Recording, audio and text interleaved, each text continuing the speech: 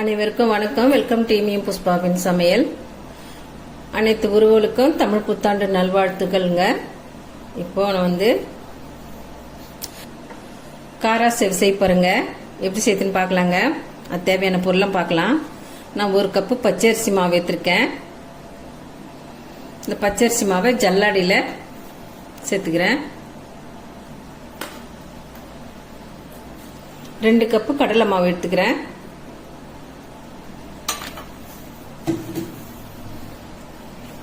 ஜலிச்சிக்கலாம்.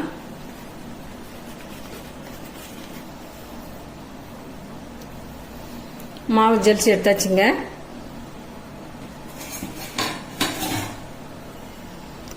பத்து வரமிளகாய் 10 பூண்டு பல்லு எடுத்துருக்கேங்க.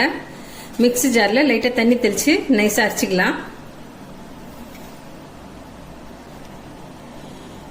காஞ்ச மிளகாவும் பூண்டும் மிக்ஸி ஜாரில் போட்டு அரைச்சின்னு வந்தாச்சுங்க.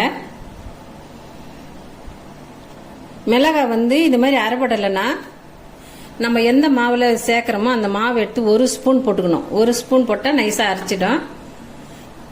மிளகாய் பூண்டு பேஸ்ட்டை மாவில் ஊற்றிக்கிறேன். இந்த மாவுக்கு தேவையான அளவு சால்ட்டு சேர்த்துக்கிறேன்.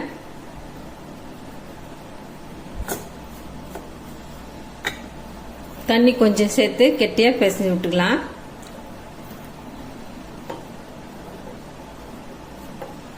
தண்ணி சேர்த்து இனிமேல் திக்கா கலந்துட்டுக்கலாங்க.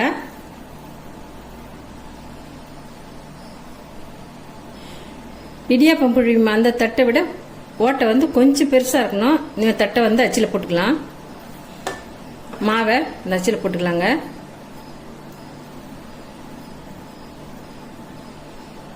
கடாய் வச்சு ஆயில் ஊற்றிக்கிறேன்.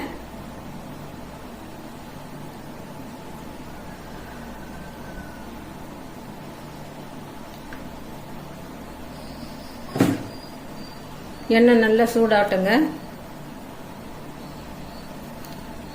எண்ணெய் நல்லா சூடாயிடுதுங்க. ஓகே, இப்போ சிம்மில் வச்சுக்கலாம். இப்போ மாவு பிழிஞ்சு விட்டுக்கலாங்க.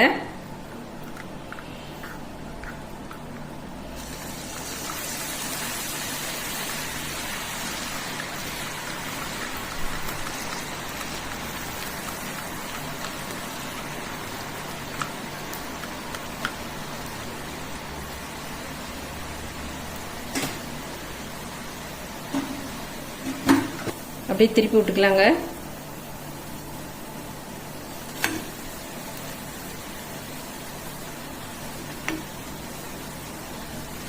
நாலு பக்கம் நல்லா செவந்து வரும்போது எடுத்துடலாம்.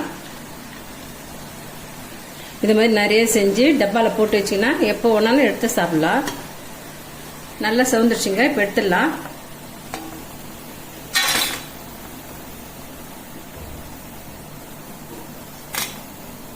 நிறைய செஞ்சு ஒரு டப்பாவில் சேவ் பண்ணி வச்சுக்கலாம். நம்ம தேவைப்படும் போது குழந்தைங்களுக்கு எடுத்து கொடுத்துக்கலாம்.